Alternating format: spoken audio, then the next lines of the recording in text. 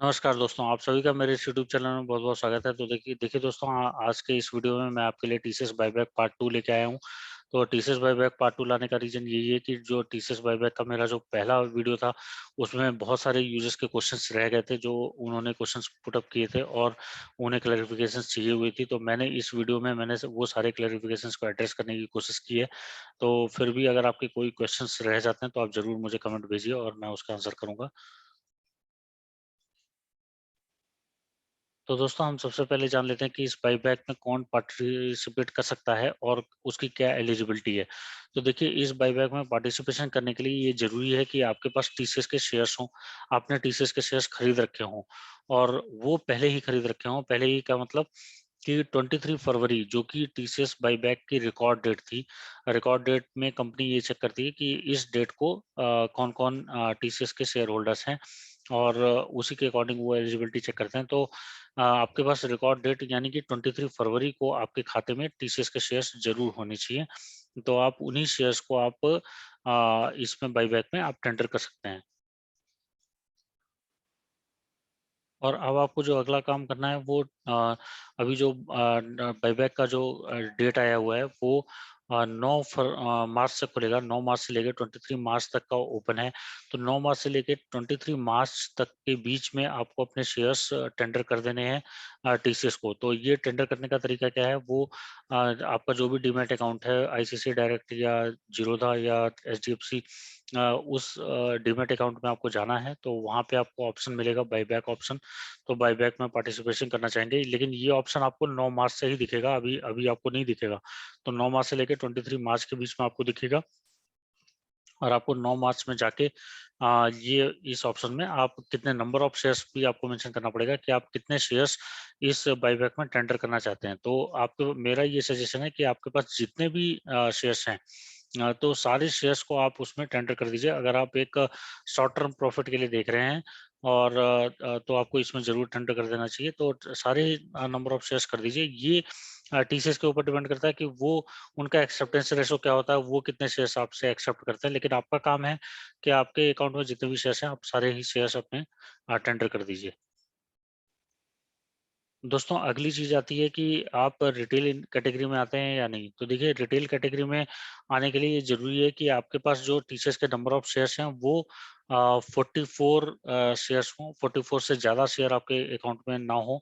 तो अदरवाइज़ अगर 44 से ज़्यादा शेयर आपके अकाउंट में होंगे तो आप रिटेल कैटेगरी में नहीं आएँगे। रिटेल कैटेगरी की जो लिमिट है वो 2 लाख रुपए तक की है।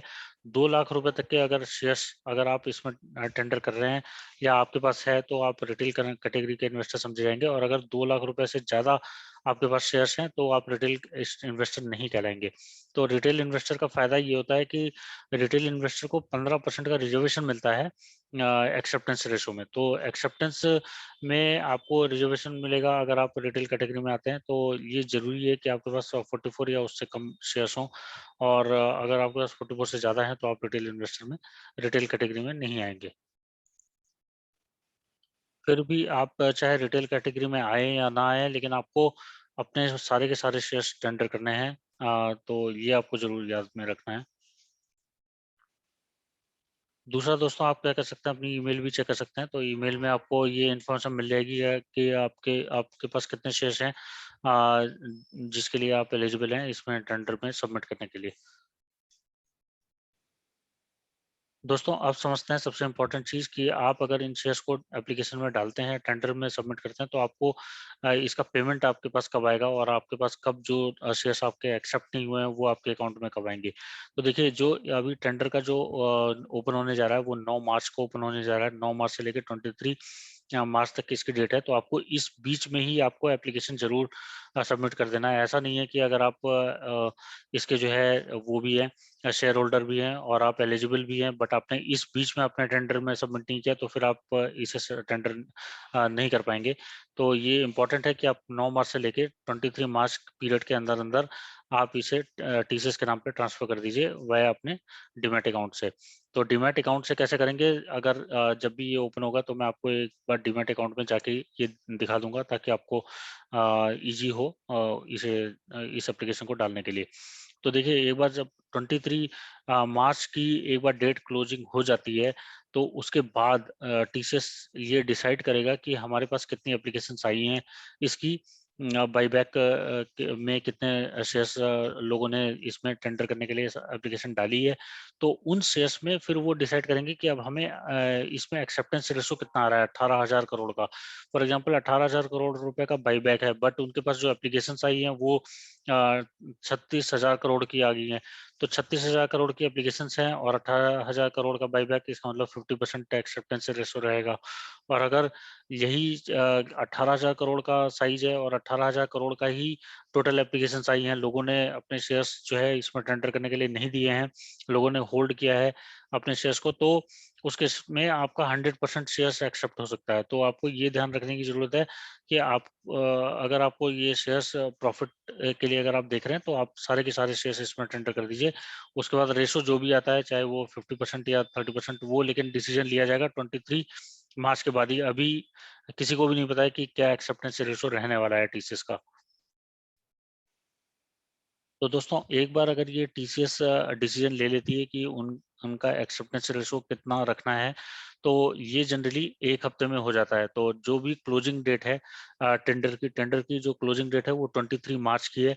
उससे उसके बाद से एक हफ्ते बाद तक, मतलब 31 मार्च, तो 31 मार्च को जो है, बाई 31 मार्च तक वो आपके शेयर्स को ले लेंगे। जैसे अगर आपने एग्जांपल ले रहा हूँ, 44 शेयर्स आपने टेंडर किए हैं, तो 44 शेयर्स अगर एक्सेप्टेंस रेशो फॉर एग्जांपल 50% रहता है, मतलब 22 शेयर्स लिए जाते हैं और 22 शेयर्स नहीं लिए जाते हैं, तो वो क्या करेंगे कि 22 शेयर्स लेके और 22 शेयर्स आपके अकाउंट में वापस डाल देंगे। तो 22 शेयर्स आपके अकाउंट में, डीमैट अकाउंट में आ जाएंगे, और 22 शेयर्स जो कि टीसीएस ने एक्सेप्ट कर लिया है, तो उसके पैसे को आपको आपके अकाउंट में क्रेडिट कर दिए जाएंगे।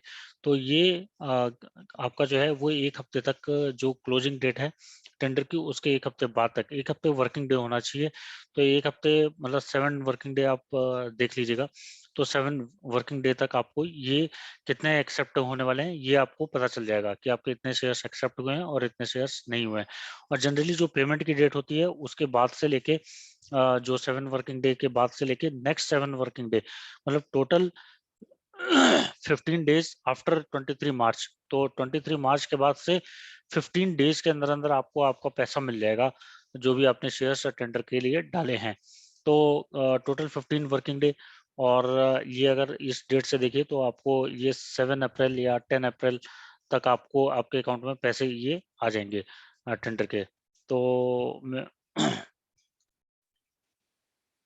तो देखिए दोस्तों, मार्केट में होता क्या है कि बाईबैक के बाद, जैसे जब भी बाईबैक कोई आता है, तो बाईबैक के बाद होता क्या है कि टीसीएस के जो शेयर्स हैं वो मार्केट में कम हो जाते हैं। जैसे जो भी ये साइज है, तो फॉर एग्जांपल 1% का साइज है, तो 1% का साइज जो है वो शेयर्स टीसीएस के मार्केट से कम हो जाएंगे इस बाईबैक के बाद। तो जब शेयर्स कम हो जाएंगे तो ऑब्वियसली उन शेयर्स का प्राइस बढ़ता है, तो वो शेयर उसी प्राइस पे दोबारा से आ जाता है। तो अभी 4500 पे वो बाईबैक कर रहे हैं। तो जो शेयर्स आपके टीसीएस ने नहीं लिए हैं और जो डीमैट अकाउंट में डाल दिए हैं, तो अभी आप उनमें अगर आप बने रहेंगे 3-4 महीने 6 महीने, तो आप देखेंगे कि कुछ टाइम के बाद वो भी, उनका भी प्राइस बाईबैक के प्राइस के बराबर ही आ गया है। तो आपको ये नुकसान नहीं होने वाला है। जो शेयर्स आपके एक्सेप्ट ना हो वो आप अकाउंट में रखे रहिए। और जबकि आपको, जब तक आपको 4500 या 5000 का आपको प्राइस नहीं मिलता है, तब तक आपको उन्हें सेल करने की जरूरत नहीं है, और ये जल्दी आ जाएगा अनएक्सेप्टेड शेयरों के लिए। तो मैं आशा करता हूँ कि आपके क्वेश्चंस यहाँ पे क्लैरिफाई हो गए हैं। और अगर फिर भी आपको कोई डाउट है तो मुझे ज़रूर कमेंट में भेजिए और मैं आंसर करने की कोशिश करूँगा। इस वीडियो में इतना ही दोस्तों। और मैं आपके लिए इंटरेस्टिंग वीडियोस लेके आता रहूँगा। तब तक के लिए धन्यवाद।